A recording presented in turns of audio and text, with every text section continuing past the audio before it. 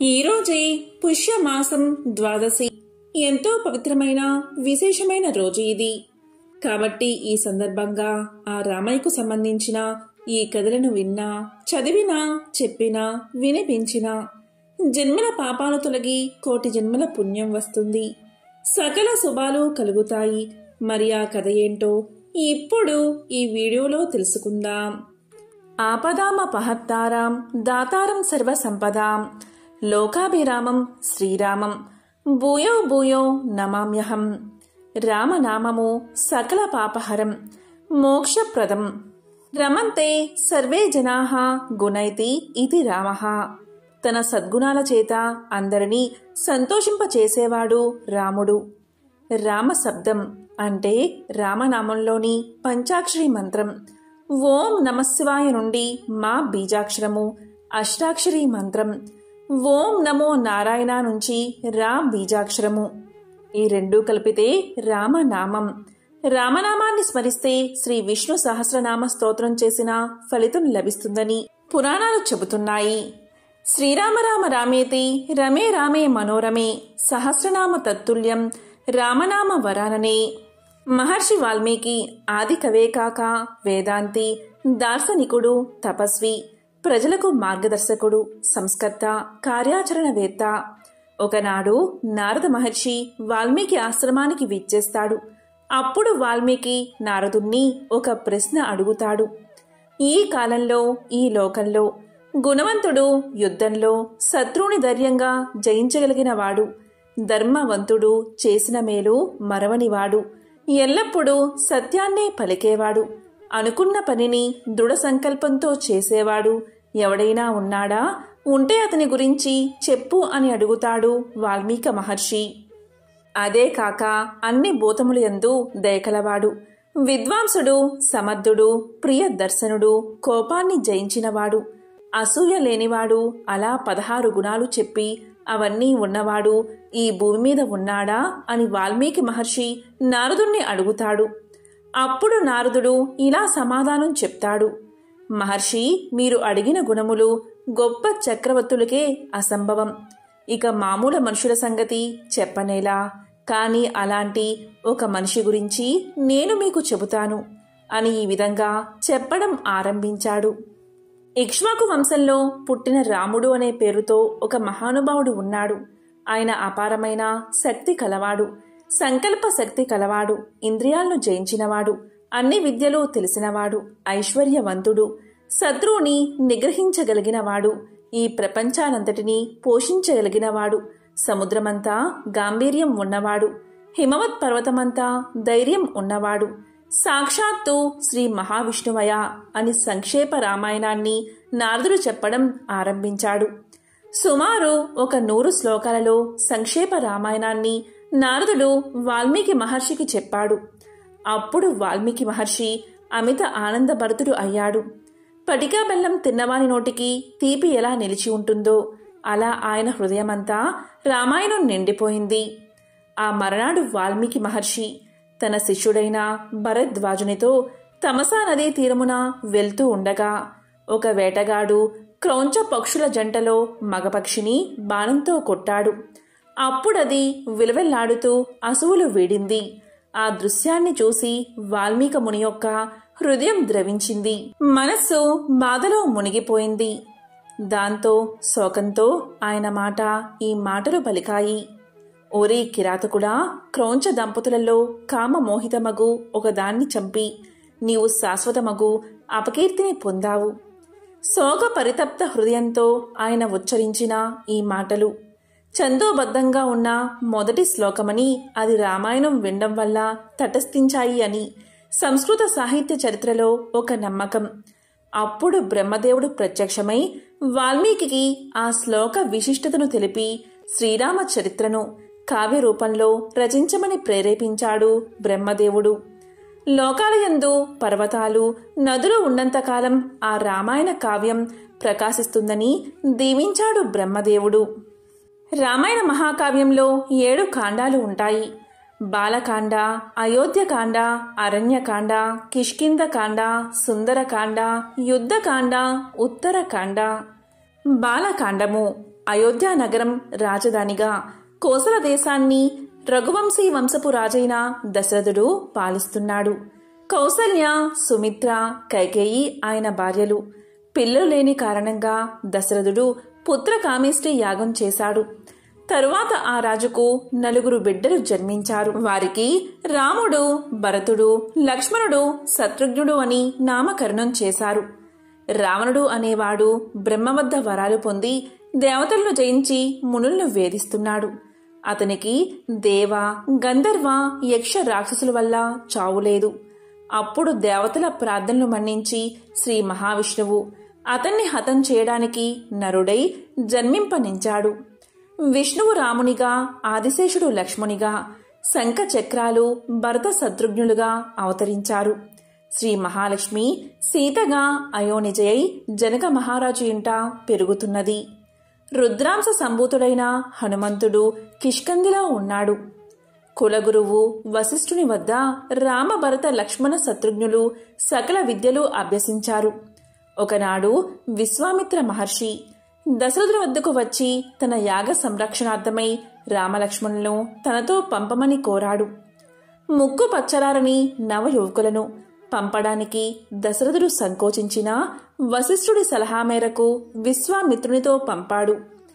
విశ్వామిత్రుడు రామలక్ష్మణులకు ఎన్నో అస్త్ర విద్యా రహస్యాలను బోధించాడు. దారిలో రామ లక్ష్మణులు తాటకి అని రాక్షసిని సంహరించారు. గంగానదిని దర్శించారు. రాముని పాదం సోకి అహల్యకు శాప విమోచనం జరిగింది. రామ లక్ష్మణుల రక్షణలో యాగం జయప్రదంగా జరిగింది. మారీచ, సుబాహులు, ఇతర రాక్షస గణములు దండింపబడ్డారు. తిరుగుదారిలో రామ లక్ష్మణులు విశ్వామిత్రునితో కలిసి జనకుని రాజధాని అయిన మిథిలా నగరం చేరారు. అక్కడ సీతా స్వయంవరంలో రాముడు శివుడి విల్లు విరచి సీతకు వరుడయ్యాడు. సీతారాములు, ఊర్మిళ లక్ష్మణులు, మాండవి భరతులు, శృతకీర్తి, శత్రుఘ్నుల వివాహం కనుల పండుగగా జరిగింది. తిరుగుదారిలో రాముణ్ణి ఎదిరించిన పరశురామునకు తాము ఇద్దరూ విష్ణు స్వరూపులే అని తెలిసింది. మహావైభవంగా 4 జంటలు అయోధ్యకు తిరిగి వచ్చారు. అయోధ్యలో పాలన నిత్య కళ్యాణంగా సాగుతున్నది. అయోధ్యకాండము. దశరథుడు రాజ్యభారాన్ని పెద్ద కొడుకైన రాముడికి అప్పగించాలని సంకల్పించాడు. పట్టాభిషేకానికి సర్వమూ సిద్ధమైనది. అంతటా వేడుకలు జరుగుతున్నాయి. రాముని సవతి తల్లి అయిన కైకేయికి రాముడంటే ఎంతో వాత్సల్యం. కాని ఆమె చెలికత్తే మందర కైకేయికి ఇలా నోరు పోసింది. రాముడు రాజైతే కౌసల్య రాజమాత అవుతుంది. నీ స్థానం బలహీనపడుతుంది. కనుక భరతుణ్ణి రాజుగా చేసి రాముణ్ణి దూరంగా పంపే మార్గం ఆలోచించు అని పలికింది. ఈ మాటలు కైకేయి వంటబట్టాయి. అంతకు పూర్వం దశరథుడు ఆమెకు 2 కోరికలు ప్రసాదించాడు. వాటిని గుర్తు చేస్తూ ఆమె దశరథుణ్ణి 2 కోరికలు కోరింది. ఒకటి భరతుని పట్టాభిషేకం, రెండవది రాముడికి 14 ఏళ్ల వనవాసం. దశరథునకు ఎటూ పాలు పోలేదు. దుఃఖంతో కుంగిపోయాడు. కాని రాముడు తండ్రి మాట నిలబెట్టడానికి కృతనిశ్చయుడై ఉన్నాడు. రామునితో పాటు ఆత్మ అయిన సీత, నీడైన లక్ష్మణుడు వనవాసానికి బయలుదేరారు. అయోధ్యాపుర వాసులంతా విలపించారు. అందరి వద్ద సెలవు తీసుకుని సీతారామ లక్ష్మణులు సకల సౌఖ్యాలు వర్జించి నారదుస్తులు ధరించి వనవాస దీక్షకు సిద్ధమయ్యారు. దారిలో గుహుడు అనే నిషాదరాజు వారిని గంగానది దాటించాడు. అక్కడ దశరథుడు రామునికై విలపిస్తూ స్వర్గస్థుడయ్యాడు. మేనమామల ఇంటి నుంచి అయోధ్యకు వచ్చిన భరతుడు తల్లి చేసిన పనికి మండిపడ్డాడు. ఆమె ముఖం చూడ్డానికి, తన ముఖం ఇతరులకు చూపడానికి అతనికి మనసొప్పలేదు. సైన్యంతో భరతుడు అడవికి వెళ్ళి, నీకు చెందవలసిన రాజ్యం నా వంటి అల్పుడు పాలించలేడు. నా తల్లి తప్పును మన్నించి అయోధ్యకు తిరిగి వచ్చి మమ్మల్నందరినీ ఏలుకో అని ప్రార్థించాడు రాముణ్ణి. తండ్రి మరణవార్త విన్న రాముడు దుఃఖించాడు. కాని తండ్రి మాట నిలబెట్టడం మన కర్తవ్యం. వనవాస దీక్ష ముగియవలసిందే అని నిశ్చయించాడు రాముడు. అప్పుడు భరతుడు ఇలా పలికాడు. 14 సంవత్సరాల తర్వాత నీవు అయోధ్యకు రావడం ఒక్కరోజు ఆలస్యమైనా నేను ప్రాణాలు త్యజిస్తాను. అంతవరకు నీ పాదుకలను సింహాసనంపై ఉంచి మృత్యునిగా నేను రాజ్యపాలన నిర్వహిస్తాను అని అయోధ్యకు తిరిగి వెళ్ళాడు. సీతారామ లక్ష్మణులు మందాకిని తీరాన చిత్రకూటం అనే సుందర ప్రదేశంలో ఒక పర్ణశాలను నిర్మించుకుని జపతపాది కార్యక్రమాలు నిర్వహిస్తూ కాలం గడుపుతున్నారు. వారు అత్రి మహాముని ఆశ్రమాన్ని దర్శించినప్పుడు సీతమ్మ వారు అనసూయ ఉపదేశాలు ఆశీర్వచనాలు గ్రహించారు. అరణ్యకాండ. శాపవసాన విరాధుడు అనే రాక్షసుడైన తుంబురుడు రామ లక్ష్మణుల చేత శాప విమోచనాన్ని పొందాడు. తరువాత సీతారామ లక్ష్మణులు సుతీక్నుడు, అగస్త్యుడు వంటి మహర్షుల ఆశ్రమాలు దర్శించి తరువాత గోదావరి తీరాన పంచవటి వద్ద పర్ణశాలను నిర్మించుకుని అక్కడ నివసించసాగారు. అక్కడికి శూర్పణఖ అనే కామరూపిణి అయిన రాక్షసి వచ్చి రామ లక్ష్మణులు మోహించి సీతను తినేయడానికి సన్నద్ధమైనది. అప్పుడు లక్ష్మణుడు ఆమె ముక్కు చెవులు కోసి పంపించాడు. రోధిస్తున్న శూర్పణఖ కసి తీరడానికి ఆమె సోదరుల కరదూషణులు అనే రాక్షసులు 14,000 మంది రాక్షసులతో కలిసి రాముడిపై దండెత్తారు. రాముడు ఒక్కడే వారందరినీ హతం చేశాడు. దీంతో శూర్పణఖ వెళ్లి రావణుడితో తన బాధ మొరపెట్టుకుంది. అప్పుడు కసితో రావణుడు మారీచుణ్ణి మాయలేడి రూపంలో పంపి రామ లక్ష్మణులను దూరంగా వెళ్లేలా చేసి తాను సీతను ఎత్తుకుపోయాడు. అడ్డు వచ్చిన జటాయువు రెక్కలు తెగ నరికాడు. సీత కనిపించక హతాశులైన రామలక్ష్మణులు ఆమెను వెతకడం ఆరంభించారు. కొన ఊపిరితో ఉన్న జటాయువు వారికి సీతాపహరణం గురించి తెలిపి రాముడి చేతిలో కన్నుమూశాడు. దుఃఖంతో సీతను వెతుకుతున్న రామ లక్ష్మణులకు కబంధుడు అనే రాక్షసుడు ఎదురయ్యాడు. వాడు శాప విమోచనం పొందుతూ సుగ్రీవునితో మైత్రి చేసుకోమని చెప్పాడు. ఆపై రామ లక్ష్మణులు మతంగముని ఆశ్రమంలో వారి కోసం ఎదురుచూస్తున్న శబరి ఆతిథ్యం స్వీకరించి ఋషిముఖ పర్వతానికి బయలుదేరారు. కిష్కింధ కాండము. సుగ్రీవుడు వానర రాజు అన్నయైన వాలితో దురదృష్టవశాత్తు విరోధం సంభవించగా సుగ్రీవుడు హనుమదాది అనుచరుల తోడుగా ఋష్యమూక పర్వతంపై ప్రాణభయంతో కాలాన్ని గడుపుతున్నాడు. హనుమంతుడు రామ లక్ష్మణులు కలిసి సుగ్రీవుని వద్దకు తోడ్కుని వెళ్లాడు. రాముడు సుగ్రీవుడు అగ్నిసాక్షిగా మిత్రులయ్యారు. వాళ్ళని వధించి రాముడు సుగ్రీవునకు వానరాజ్యం కట్టబెట్టాడు. తరువాత సుగ్రీవుడు వానరులను నలుదిక్కులకు సీతాన్వేషణ నిమిత్తమై పంపాడు. అలా దక్షిణ దిశకు వెళ్లిన వారిలో అగంధుని నాయకత్వంలో హనుమంతుడు, జాంబవంతుడు, నీలుడు, మైందుడు, ద్వివుదుడు, సుషేనుడు వంటి మహావీరులున్నారు. వారు అంతా కలియ చూస్తూ అనేక అవాంతరాలను అధిగమించి స్వయంప్రభ అనే యోగిని సాయంతో దక్షిణ సముద్ర తీరానికి చేరుకున్నారు. ఆపై దిక్కుతోచక శోకంలో మునిగిపోయిన వారికి జటాయువు సోదరుడైన సంపాతి కనిపించి రావణుడు సీతను అపహరించి లంకలో దాచాడని చెప్పాడు.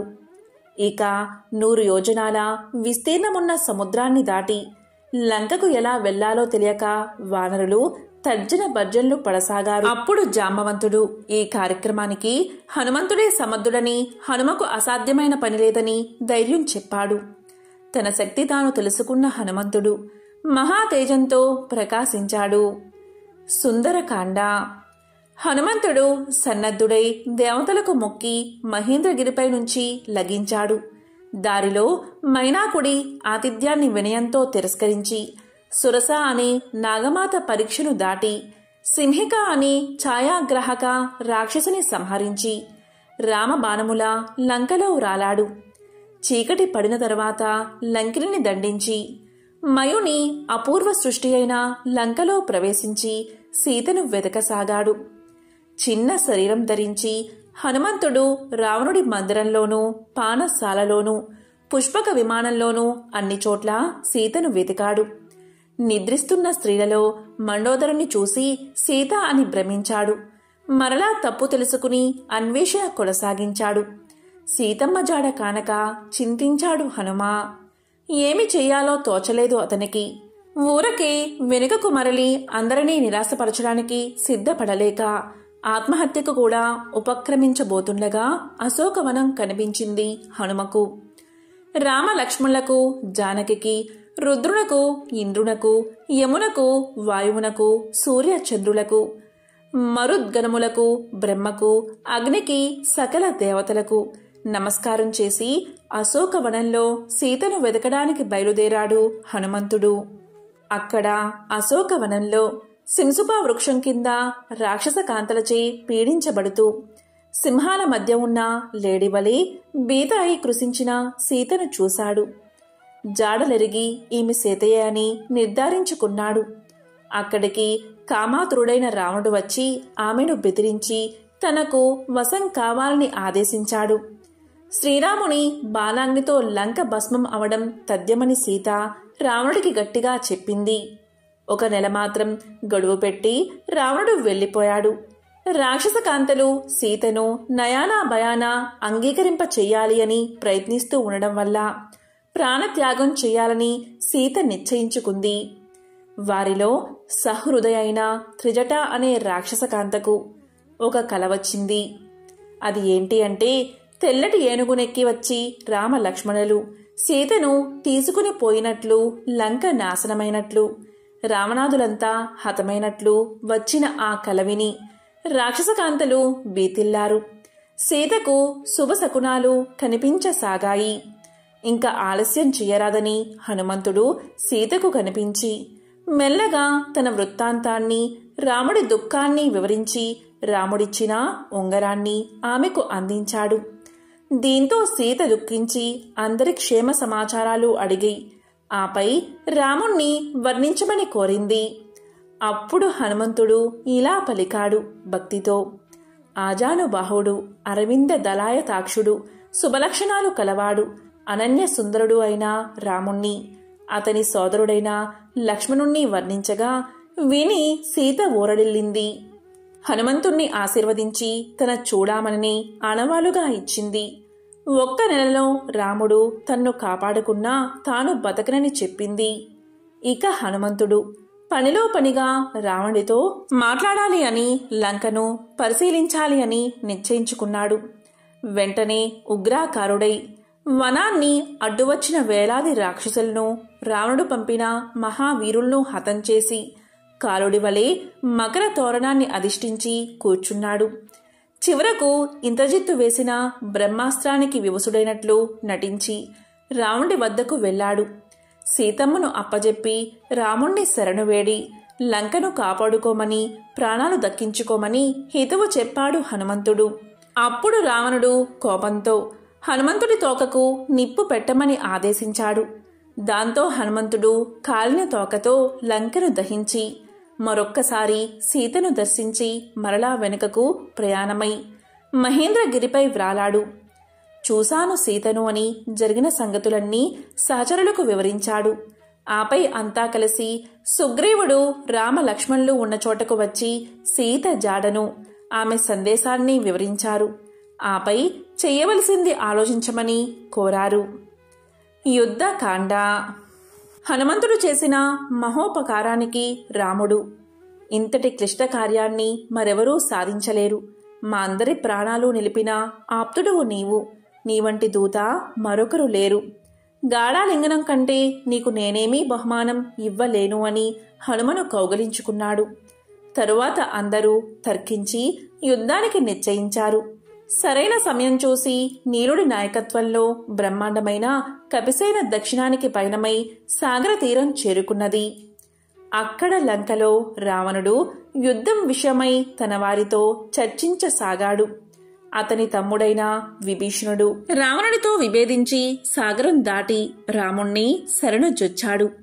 కానున్న లంకాధిపతివని రాముడు విభీషణుడికి ఆశ్రయమిచ్చి కానున్న లంకాధిపతిగా సాగర జలాలతో అభిషేకుణ్ణి చేశాడు.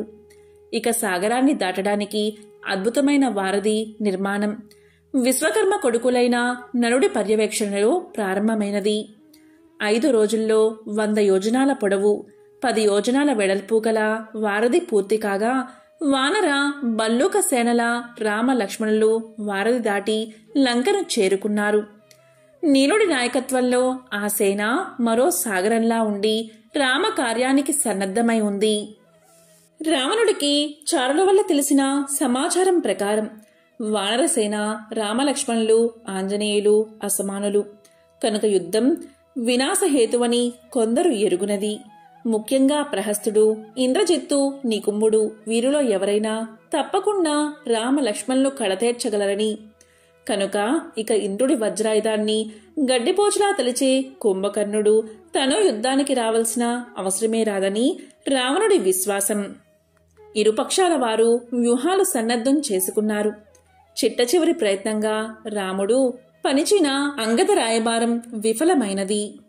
దీంతో వానరసేన లంకను ముట్టడించింది. మహాయుద్ధంతో బుణబోంతరాలు కంపిస్తున్నాయి. వానరుల చేతిలో రాక్షసవీరులు భంగపడ్డారు. దానితో ఇంద్రజిత్తు మాయాయుద్ధం ఆరంభించి నాగాస్త్రంతో రామలక్ష్మణులను వివసులను చేసి శత్రు సైన్యాన్ని భయకంపితుల్ని చేశాడు. అంతా విషణ్ణులైన సమయానికి గరుత్మంతుడు మహాప్రభంజనంలా వచ్చి వారిని నాగబంధాల నుంచి విముక్తుల్ని చేశాడు. మరునాడు హనుమంతుని చేత ధూమ్రాక్షుడు, అగంధుని చేత వజ్రదంష్టుడు, నీలుడి చేత ప్రహస్తుడు హతులయ్యారు. రావణుడు స్వయంగా మహావీరులైన రాక్షస గణాలను వెంటబెట్టుకుని యుద్ధానికి చేరుకున్నాడు. అప్పుడు జరిగిన భీకర సంగ్రామంలో రావణుడి కిరీటం నేల పడింది, ధనస్సు చేజారింది. విశ్రాంతి తీసుకుని మర్నాడు యుద్ధానికి రమ్మని రాముడు రావణుణ్ణి పంపేశాడు. అవమాన భారంతో కుంగిన రావణుడు తన సోదరుడైన కుంభకర్ణుణ్ణి నిద్రలేపి యుద్ధానికి పంపాడు. కుంభకర్ణుడు వానరులను కరకరా నమిలి మింగుతూ ఎండు అడవిని అగ్ని కాల్చినట్లుగా వానరసేనను నాశనం చేయసాగాడు. లక్ష్మణుడి బాణాలు కుంభకర్ణుణ్ణి నిలువరించాయి. రాముడు దివ్యాస్త్రాలతో వాడి బాహువులను ఉరువులను ఖండించగా వాడు పర్వతంలా నేలమీద పడ్డాడు. కుంభకర్ణుడి మరణంతో రావణుడు ఎంతో దుఃఖించాడు. ఇలా బాధపడుతున్న రావణుణ్ణి ఊరడించి మరనాడు దేవాంతక, నరాంతక, అతికాయ, త్రిశరులు అనే రావణ నందనులు, మత్తుడు, ఉన్మత్తుడు అని రావణ సోదరులు అందరూ మహాసూరులు భీకరమైన యుద్ధానికి దిగారు. వారు అంగదుని, హనుమంతుని, లక్ష్మణి చేతిలో హతులయ్యారు. ఇక ఇంద్రజిత్తు బ్రహ్మాస్త్రాన్ని సంధించాడు. దానితో అందరూ మోర్చిల్లారు. రామ, లక్ష్మణ, హనుమంతులు కూడా బ్రహ్మాస్త్రాన్ని మన్నించక తప్పలేదు. ఎలాగో తెలివి తెచ్చుకున్న జాంబవంతుడు హిమవత్ పర్వతాల్లో ఉన్న ఔషధాలు తెమ్మని హనుమకు పురమాయించాడు.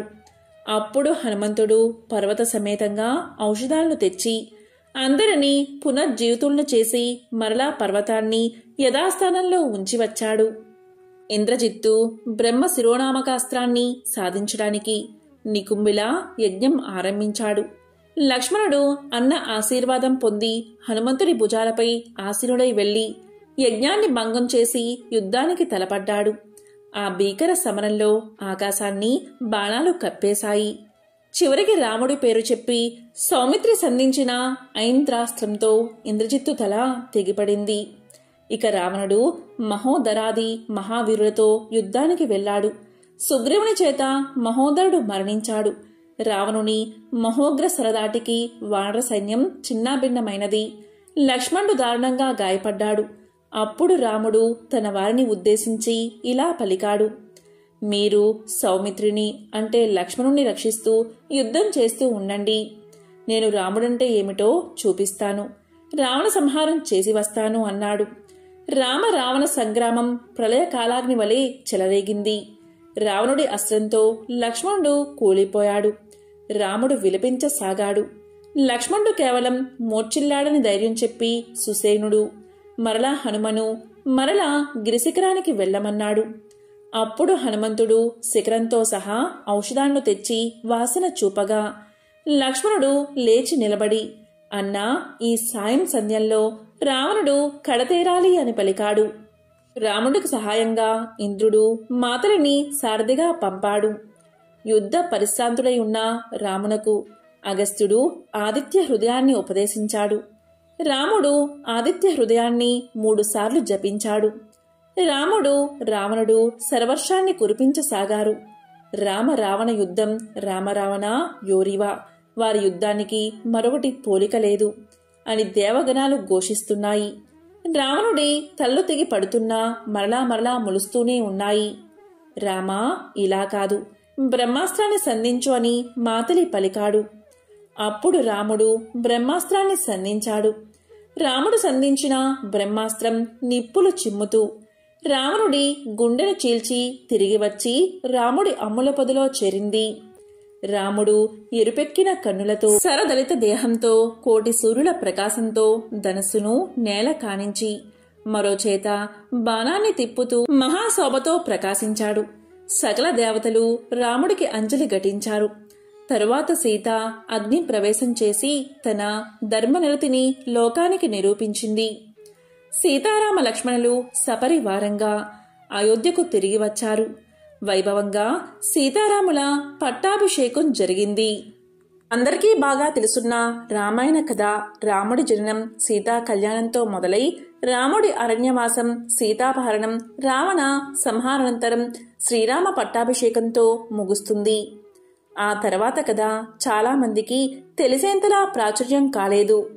అదే ఉత్తర రామాయణం. రావణుడి సంహారం తర్వాత శ్రీరామ పట్టాభిషేకం జరుగుతుంది. తరువాత అయోధ్యలో అంతటా సుఖ సంతోషాలు వెల్లివిరిశాయి. శ్రీరాముడి పాలనలో ప్రజలు ఏ కష్టం లేకుండా సుఖంగా జీవనం సాగించేవారు. అందుకే ఇప్పటికీ శ్రేయో రాజ్య పరిపాలనకు రామరాజ్యాన్ని ఉదాహరణగా వాడతారు.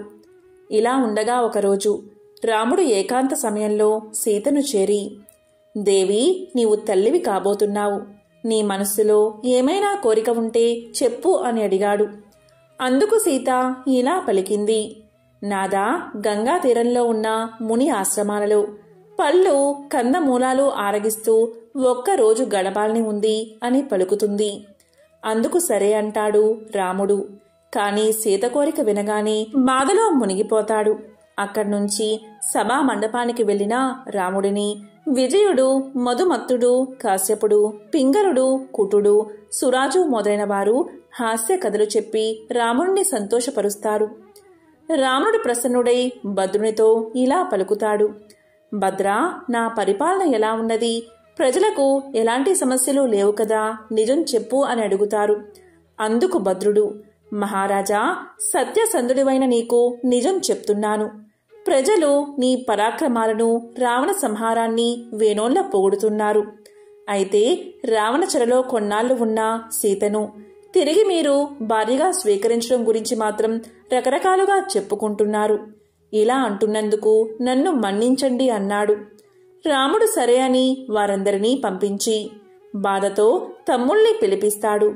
వారు రావడంతోనే రాముడి ముఖం చూసి నిశ్చేష్టులవుతారు. రాముడు వారిని కూర్చోమని జరిగిన సంగతంతా వివరిస్తాడు. లక్ష్మణ, సూర్యచంద్రులు, అగ్ని, ఇంద్రాది దేవత కూడా ఆమె సౌశల్యాన్ని కొనియాడారు. కాని ఆమెపై అయోధ్యలో ఇంకా అపవాదు తొలకలేదు. ప్రజాభీష్టం లేని పరిపాలన సూర్యుడు లేని పగలు వంటిది. ఇప్పుడు నాకు ఆమెను పరిత్యజించడం తప్ప వేరే మార్గం కనబడ్డం లేదు. కొద్ది సమయం కిందటే సీత తనకు ముని ఆశ్రమాలు చూడాలని కోరికగా ఉన్నదని కోరగా ఆమెకు సరే అని అనుమతిని ఇచ్చాను. నువ్వు మారు మాట్లాడక ఆమెను గంగానదీ తీరంలోని ఆశ్రమాల వద్ద వదిలిరా, ఇది నా ఆజ్ఞ అంటాడు.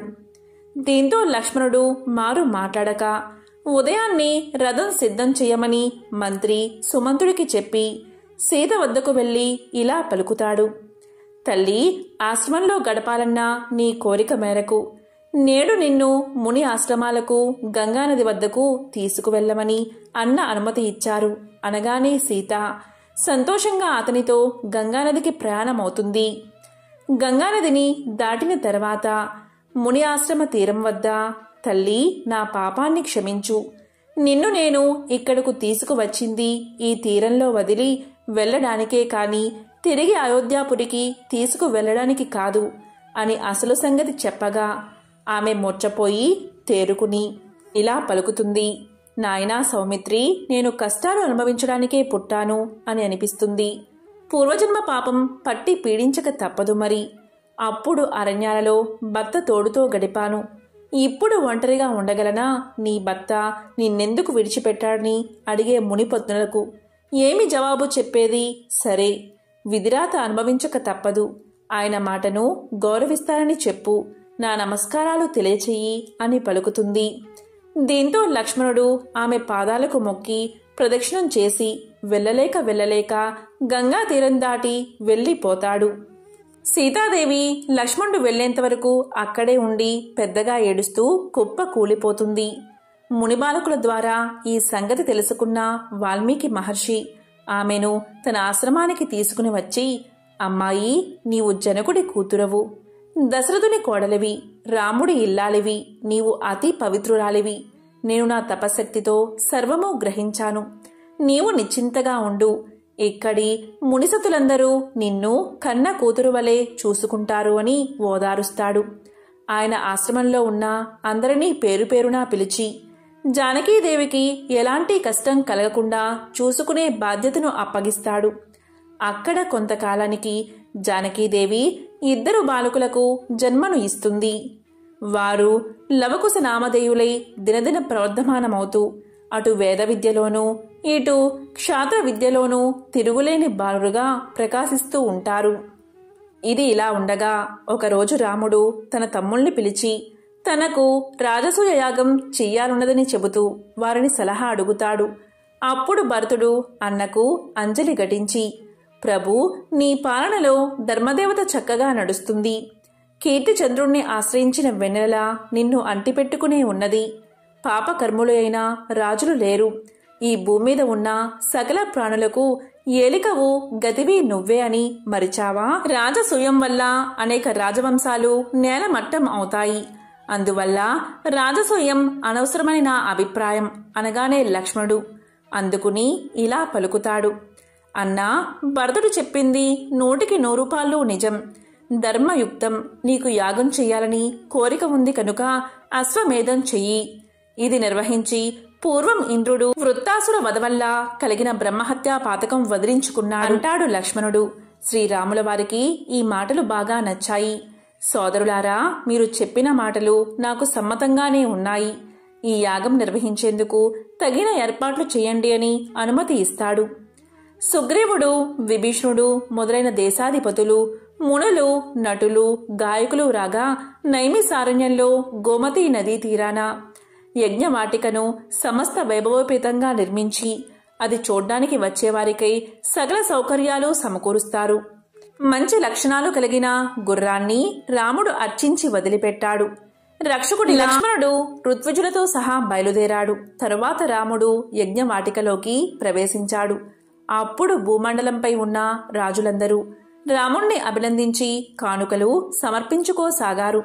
ఇలా అత్యంత ప్రతిష్టాత్మకంగా ఏడాది పాటు అశ్వమేధ యాగం కొనసాగింది. దీన్ని మెచ్చుకోని వారు లేరు. అప్పుడు వాల్మీకి మహర్షి శిష్య సమేతంగా విచ్చేశాడు. భరత శత్రుఘ్నులు ఆయన కోసం సౌకర్యవంతమైన పర్ణశాలను ప్రత్యేకించి నిర్మించి విడిది ఏర్పాటు చేశారు.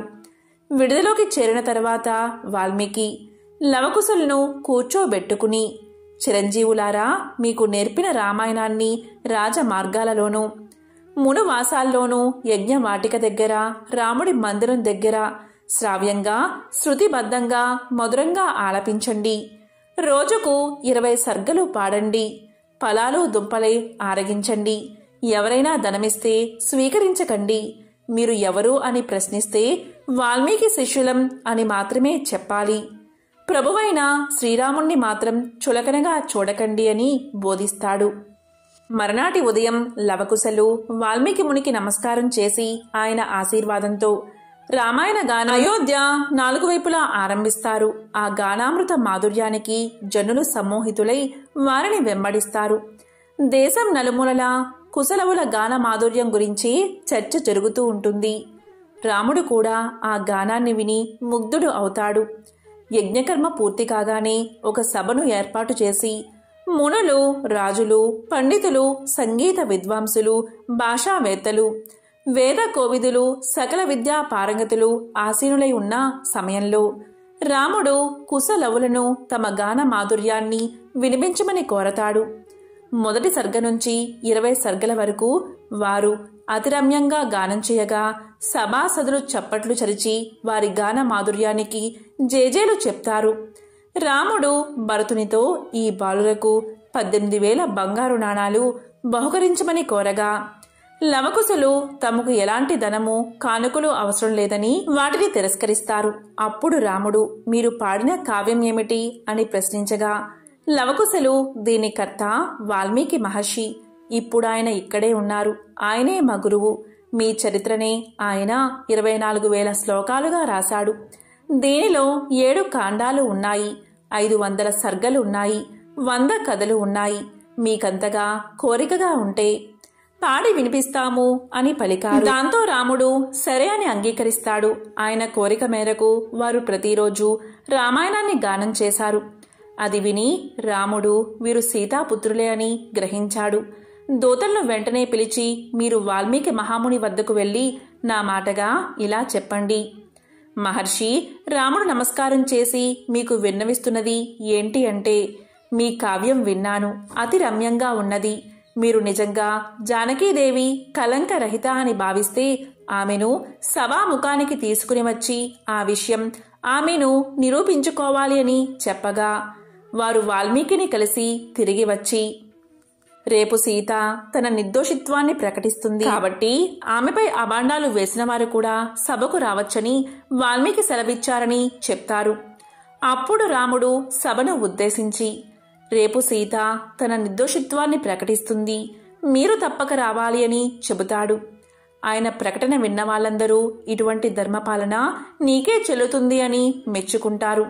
సభలోకి రాగానే శ్రీరాముడితో పాటు సభాసదులందరూ వినయంగా లేచి నిలబడి మునీశ్వరుల అనుమతితో తిరిగి ఆసీనులు అయ్యారు.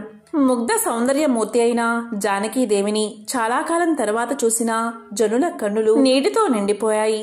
అప్పుడు వాల్మీకి మహర్షి ఇలా పలికారు, సభికులారా, ఈమె పరమసాధ్వి జానకీదేవి, దశరథుని కోడలు, శ్రీరామచంద్రుడి ఇల్లాలు. ఈమెను శ్రీరామచంద్రుడు లోకనిందకు భయపడి పరిత్యజించాడు. నేను చెప్పేది సత్యం. ఇందులో ఏమైనా అసత్యం ఉంటే ఇన్ని వేల సంవత్సరాల నా తపస్సు నిర్వీర్యం అయిపోతుంది అని పలికాడు. దీంతో శ్రీరాముడు చిరునవ్వుతో లేచి మునిని శాంతిపరుస్తూ, మునీంద్ర, దివ్యజ్ఞాన సంపన్నులైన తమ వాక్యాలు సత్యభూషణాలు. నా దేవేరి శీలమును గురించి నాకు ఏమాత్రం సందేహం లేదు. ఆమె మహాసాధ్వి అని నాకు తెలుసు. మరి లోకాలకు కూడా తెలియడం అవసరమని నేనిలా నడుచుకోవాల్సి వచ్చింది. ఆ తరువాత ఈ కుర్రవాళ్ళను చూస్తే నా కుమారులే అని నా అంతరాత్మ చెబుతుంది. లోకం కోసమే సీత తన సాధుశీలాన్ని చాటుకోవాలి అన్నాడు. ఆ మాటలకు అంతా సీత వైపు చూశారు. సీత కాషాయంబరాలు ధరించి ఒక్క మాట చూసింది. 2 చేతులు జోడించింది. సభాభవనంలోని గాలిలో చల్లని కమ్మని పరిమళాలు వ్యాపించసాగాయి. అప్పుడు సీతాదేవి ఇలా పలికింది, నేను రాముణ్ణి తప్ప అన్యుల్ని తలచని దాన్నే అయితే భూదేవి నా ప్రవేశానికి వీలుగా దారి ఇవ్వాలి. త్రికరణ శుద్ధిగా నేనెప్పుడూ రాముణ్ణి పూజించేదాన్నే అయితే భూదేవి నా ప్రవేశానికి మార్గం చూపాలి అని ప్రార్థించింది. సీతాదేవి తన ప్రార్థన ముగించగానే భూమి బద్దలయింది. నాగరాజులు మోస్తున్న దివ్య సింహాసనం ఒకటి పైకి వచ్చింది. దానిలో ఆసీనురాలైన భూమాత 2 చేతులతో సీతను తీసుకుని పక్కన పొదవి కూర్చోబెట్టుకుంది. ఆకాశం నుంచి పూలవాన కురుస్తూ ఉండగా సింహాసనం పాతాళంలోకి దిగిపోగా అక్కడ ఏమీ జరగనట్లు మళ్లీ మామూలుగా అయిపోయింది. సభాసదులు దీనులై విలపిస్తూ రాముడి వంక చూడసాగారు. రాముడి దుఃఖానికి అంతే లేదు. నా కన్నుల ముందే నా భార్య మాయమైనది. లంకల నుంచి తీసుకువచ్చిన ఆమెను భూమి నుంచి తెచ్చుకొనలేనా? భూదేవి, అత్తగారివైన నిన్ను మర్యాదగా అడుగుతున్నాను. తక్షణం సీతను తెచ్చి ఇయ్యకుంటే జగత్ ప్రళయం సృష్టిస్తాను అన్నాడు రాముడు. అప్పుడు బ్రహ్మదేవుడు ఇలా పలికాడు, రామా, ఇది నీకు తగదు. నిన్ను స్వర్గధామంలో తప్పక కలుసుకుంటుంది. నీ చరిత్ర ఇతిహాసంగా ఉండిపోతుంది. ఇప్పటిదాకా నువ్వు జరిగింది విన్నావు. ఇక జరగబోయేది కూడా మహాముని రాసి ఉన్నాడు. అది నీవు మునులు మాత్రమే వినాలి అని చెప్పి వెళ్ళిపోయాడు బ్రహ్మదేవుడు. మరనాడు మిగతా కథ రాముడు విన్నాడు. అశ్వమేధం ముగిసింది. లవకుశులతో రాముడు అయోధ్యకేగాడు. కాలం ఎవరికోసమూ ఆగదు కదా. ఒకనాడు ఒక ముని వచ్చి రాముణ్ణి చూడాలని లక్ష్మణుణ్ణి కోరాడు. రామాజ్ఞతో లక్ష్మణుడు మునిని రాముడి గదిలో ప్రవేశపెట్టాడు. వచ్చిన ముని ఇలా పలికాడు. రామా, మనం మాట్లాడే విషయాలు పరులెవరికీ తెలియరాదు. ఒకవేళ అలా మధ్యలో ప్రవేశించినా విన్నా మరణదండన విధిస్తాను అంటేనే నీతో మాట్లాడతాను అన్నాడు. దానికి రాముడు సరే అని లక్ష్మణుణ్ణి ద్వారానికి కాపలాగా ఉండమన్నాడు. ఆ తరువాత ముని ఇలా అన్నాడు. రామచంద్ర, నేను మున్ని కాదు, యమధర్మరాజుని. మానవులను సమయానుసారంగా మరణాన్ని సిద్ధపరిచే సమవర్తిని. నువ్వు ఈ లోకానికి వచ్చిన కార్యం నెరవేరింది. బ్రహ్మ పుణ్యలోకాలకు వచ్చి పరిపాలించమని కోరాడు అన్నాడు యమధర్మరాజు. దీనికి రాముడు నవ్వి, యమధర్మరాజా, ముల్లోకాలను రక్షించడమే నా బాధ్యత. నా స్వస్థానానికి రావడానికి నేను సిద్ధమవుతున్నాను అన్నాడు. ఇలా వీరు సంభాషించుకుంటున్న వేళ దుర్వాసుడు రాముడి దర్శనానికి వచ్చాడు. లక్ష్మణుడు దర్శనం చేయించేందుకు వ్యవధి కావాలి అన్నాడు. అప్పుడు ముక్కోపి అయిన దుర్వాసుడు, ఓరి, ఈ రామ దర్శనానికి నేను వేచి ఉండాలా? తక్షణం నేను రాముణ్ణి కలవాలి. లేకుంటే నీ దేశం, వంశం, మీ అన్నదమ్ములు నాశనం కావాలని శపిస్తాను అన్నాడు దుర్వాసుడు. దుర్వాసుని కోపం ఎరిగినవాడైన లక్ష్మణుడు తన వంశం, దేశం నాశనమయ్యే కంటే తాను రాముడు ఆజ్ఞను ధిక్కరించి తానొక్కడే మరణశిక్షణ పొందడం మేలని తలచి యముడు రాముడు సంభాషణకి అంతరాయం కలిగిస్తూ, అన్నా, నీకోసం దుర్వాసుల వారు వచ్చారు అని పలికాడు. రాముడు యముణ్ణి వడివడిగా పంపి దూర్వాసుడికి ఎదురు వెళ్లి స్వాగతం పలికాడు. దూర్వాసుడు తనకు ఆకలిగా ఉన్నదని ముష్టాన్నం కావాలని కోరాడు. ఆయన కోరిక మేరకు తృప్తిపరిచి తాను యముడికి ఇచ్చిన మాటను గుర్తు తెచ్చుకుని విచారించసాగాడు రాముడు. అప్పుడు లక్ష్మణుడు వచ్చి, అన్నా, నీవు మాట తప్పవద్దు. ఏ సంకోచమూ లేకుండా శిక్ష విధించి ధర్మాన్ని నిర్వర్తించు అని ధైర్యం చెప్పాడు. రాముడు నిలువెల్లా కుంగిపోతూ వశిష్ఠ, భర్త శత్రుఘ్నులను సమావేశపరిచి విషయం విని విచారించాడు. వశిష్ఠుడు, రాజా, ఆడి తప్పరాదు. నీవు లక్ష్మణుడికి దేశ బహిష్కరణ విధించు అన్నాడు. సాధు పరిత్యాగం మరణ సమానమవుతుంది కనుక నిన్ను బహిష్కరిస్తున్నాను అన్నాడు రాముడు. వెంటనే లక్ష్మణుడు తన ఇంటివైపు కూడా చూడక సరాసరి సరయూనది ఒడ్డు వద్దకు చేరి యోగ సమాధి అయ్యాడు. ఇంద్రుడు తన విమానంలో లక్ష్మణుణ్ణి అమరావతికి తీసుకుపోయాడు. విష్ణు అంశలో 4వ భాగం తమ దగ్గరకు వచ్చినందుకు దేవతలు సంతోషించారు. లక్ష్మణుడికి దేశ బహిష్కారం చేశాక భరతుణ్ణి రాజుగా చేసి తాను కూడా వెళ్లిపోతానని ప్రకటించాడు శ్రీరాముడు. ఈ మాట విని యావత్తు రాజ్యం దుఃఖించింది. భరతుడైతే మూర్ఛపోయాడు. కొంతసేపటికి తేరుకుని భరతుడు ఇలా పలికాడు. అన్నా, నువ్వులేని రాజ్యం నాకెందుకు? నిన్ను వదిలి ఉండలేను. కోసల రాజ్యం 2 భాగాలుగా చేసి దక్షిణం కుసుడికి, ఉత్తరం లవుడికి ఇచ్చేద్దాం. ఇదే ధర్మబద్ధం. వెంటనే శత్రుఘ్నుడికి కబురు పెడదామన్నాడు.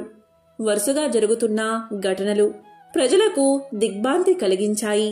అప్పుడు వశిష్ఠుడు ఇలా పలికాడు.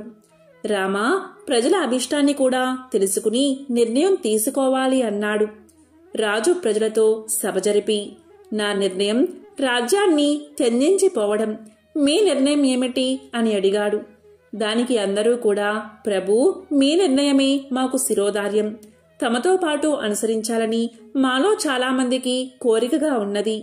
అందుకు అనుమతివ్వండి అన్నారు. దానికి రాముడు సరే అని పలికాడు. ఆ రోజే కుశలవులకు పట్టాభిషేకం చేసి కొడుకులిద్దరినీ తొడమీద కూర్చోబెట్టుకుని హితవచనాలు చెప్పి ధనకనక వస్తు వాహనాలతో సైన్యాన్ని ఇచ్చి కుశుణ్ణి కుశాపతికి, లవుణ్ణి శ్రావస్తికి పంపాడు. తరువాత దూతల ద్వారా జరిగిన సంగతులన్నీ శత్రుఘ్నుడికి తెలియచేశాడు. శత్రుఘ్నుడు మంత్రి పురోహితులను పిలిచి తన అన్నతో తాను వెళ్లిపోతానని తెలిపి తన రాజ్యాన్ని 2గా విభజించి మధురను సుబాహుడికి, విదిశా నగరాన్ని చిన్నవాడైన శత్రుఘాతికి ఇచ్చి అభిషేకం చేశాడు. రాముడు వెళ్లిపోతున్నాడు అన్న విషయం తెలిసిన వానరులు, బల్లూకాలు, రాక్షసులు తండోపతండాలుగా అయోధ్యకు తరలివచ్చారు. రాముడి వద్దకు విభీషణుడు వచ్చి ఏదో రాముడికి చెప్పబోగా రాముడు వారించి ఇలా పలికాడు. విభీషణ, సూర్యచంద్రులు ఉన్నంతదాకా నా కథ ఈ లోకంలో ప్రజలు చెప్పుకున్నంత కాలం నువ్వు ధర్మబద్ధమైన పాలన గురించి కూడా పొగిడేలా చక్కని రాజ్యపాలన చెయ్యాలి. ఇది స్నేహితుడిగా నా ఆజ్ఞ. అంతేకాదు మా ఇక్ష్వాకు వంశ కులనాథుడు జగన్నాథుడు. ఆయన్ని సదా సేవించడం మానకు అని పలికాడు. అప్పుడు ఆంజనేయుణ్ణి పిలిపించి ఇలా పలికాడు. నాయనా, నీవు మైందుడు, ద్వివుదుడు, మీ ముగ్గురూ కలికాలం అంతమయ్యేదాకా చిరాయులై ఉండండి అని ఆశీర్వదించి మిగిలిన వానర బల్లూక వీరులందరినీ తనతో తీసుకువెళ్లడానికి అనుమతి ఇచ్చాడు. మరనాడు తెల్లవారింది.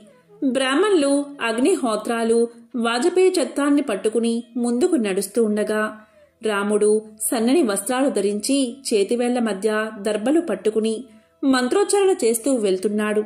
ఆయనకు రెండు పక్కల శ్రీదేవి, హ్రీదేవి, ముందు భూదేవి ఉన్నారు. ధనుర్బాణాలు పురుష రూపంతో ఆయన్ని అనుగమనించాయి. వేదాలు, గాయత్రి, ఓంకారవ షట్కారాలు ఆ పురాణ పురుషుణ్ణి అనుసరించాయి. బ్రహ్మర్షులు, విప్రులు, భరత శత్రుఘ్నులు, అంతఃపుర ప్రజలు, వానరులు, జనగణం, రాక్షసులు ఆ మర్యాద పురుషోత్తముని వెంట నడిచారు. అయోధ్యలో ఉన్న పశు పక్షాదులు కూడా రాముని వెంట పోగా అయోధ్య అంతా పాడుపడినట్లు ఖాళీ అయిపోయింది. శ్రీరాముడు అర్ధ యోజన దూరం నడిచి పడమటి దిక్కుగా ప్రవహిస్తున్న సరయూనది చేరుకున్నాడు. అప్పటికే దేవతలతో ముని బృందాలతో బ్రహ్మదేవుడు అక్కడ వీచేసి ఎదురుచూస్తున్నాడు. ఆకాశం దివ్య విమానాలతో నిండిపోయింది. అర్చకుల మంత్రోచ్చారణలు జరుపుతున్నారు. దేవతలు దుందుబులు మోగించారు. పరిమళాలతో గాలి చల్లగా వీస్తుంది. పూలవాన కురవడం మొదలయింది. అప్పుడు సరయూ నదిలోకి పాదాన్ని పెట్టాడు రాముడు. బ్రహ్మ అప్పుడు రాముడితో ఇలా అన్నాడు. మహావిష్ణు, నీకు శుభం కలుగుగాక. నీ తమ్ములతో కూడా స్థూల శరీరాలు విడిచి దివ్య శరీరాన్ని ధరించు. నీకు కావలసిన రూపం అందుకో తండ్రి. సకల భువనాలకు నువ్వే ఆధారం అని పలకగా పితామహుడి మాటలు విని రాముడు వైష్ణవ రూపం స్వీకరించాడు. సోదరులు కూడా అలాగే చేశారు. కిన్నెరలు, కింపురుషులు, యక్షులు, దేవతలు ఇలా సకల లోకాలకు చెందిన వారంతా జయజయధ్వానాలు చేసి విష్ణువుకు భక్తిగా మొక్కారు. అప్పుడు బ్రహ్మతో విష్ణువు ఇలా పలికాడు. నా వెంట వచ్చిన వారంతా నా భక్తులు, సర్వం త్యజించి నన్ను అనుసరించిన వారు. వారికి పుణ్యలోకాలను ప్రసాదించు అని ఆజ్ఞాపించాడు. అప్పుడు బ్రహ్మ రెండు చేతులా విష్ణువుకు మొక్కి, దేవా, నిన్ను నమ్మినవారు, ఆశ్రయించిన వారు పశువులైనా పక్షులైనా సంతానకమనే దివ్యలోకాన్ని చేరుకుంటారు. ఇప్పుడు వీరందరినీ ఆ లోకానికే చేరుస్తాను. వానరాదులు ఏ దేవతాంశం నుంచి జన్మించారో ఆ దేవతాంశం పొందుతారు. సుగ్రీవుడు సూర్యుడిలో లీనమైపోతాడు అని పలికాడు. రాముణ్ణి అనుసరించిన వారు గోప్రతారం అనే తీర్థంలో మునిగారు. వాళ్ళకి పూర్వ శరీరాలు పోయి దివ్య శరీరాలు వచ్చాయి. అప్పుడు వారు తమకు కేటాయించిన విమానాల్లో పుణ్యలోకాలకు వెళ్లిపోయారు. ఇదే రామాయణం. ఎవరైతే ఈ కథలను వింటారో లేక చదువుతారో లేక వినిపిస్తారో వారికి శ్రీరామచంద్రుడి సంపూర్ణ అనుగ్రహం కలుగుతుంది. శ్రీరామ రామ రామేతి రమే రామే మనోరమే సహస్రనామ తత్తుల్యం రామనామ వరాననే. జై శ్రీరామ్.